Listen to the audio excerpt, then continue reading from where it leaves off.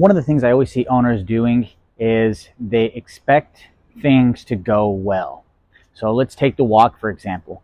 Folks will have a dog and then they're like, I need to exercise the dog. So they put a leash on it and then they head on out for their walk.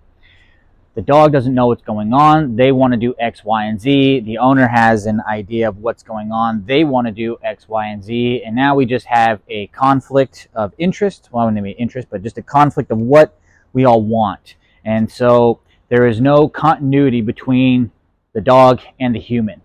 And so before we actually have the idea that we want to go out for a walk, the first thing that we should think about doing is building up the dog's ability to pay attention on us when we go outside, right? So therefore we have an ability to influence the dog.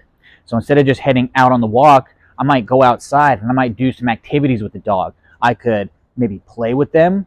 I could do some food stuff with them, just get them to engage with me instead of thinking about having to engage with the environment, right? And then I can mix in, hey, engage with me.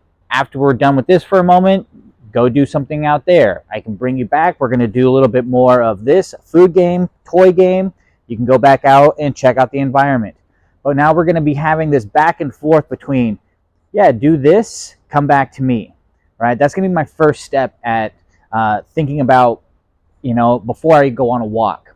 From there, I need to teach the dog the leash. Like, what does this thing even mean? The dog has no idea what it means, right? Now it's just a thing that connects us together.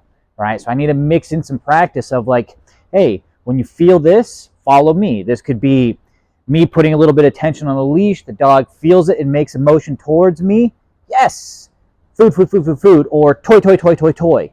Right? Now they're going to start to have an understanding of like, when I feel the leash go this way, I go with the leash towards the human.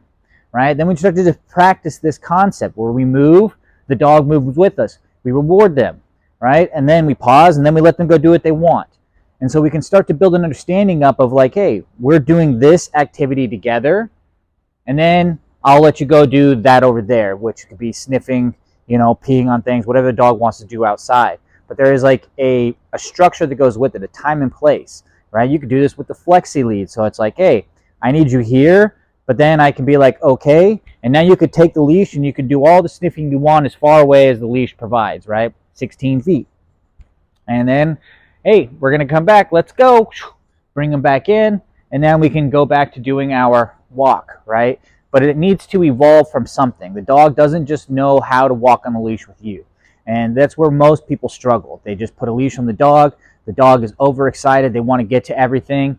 And they learn like, hey, when I do this, it leads to me getting to that thing, right? There's the effort and then there's the reward. So we need to show what kind of effort leads to what kind of reward.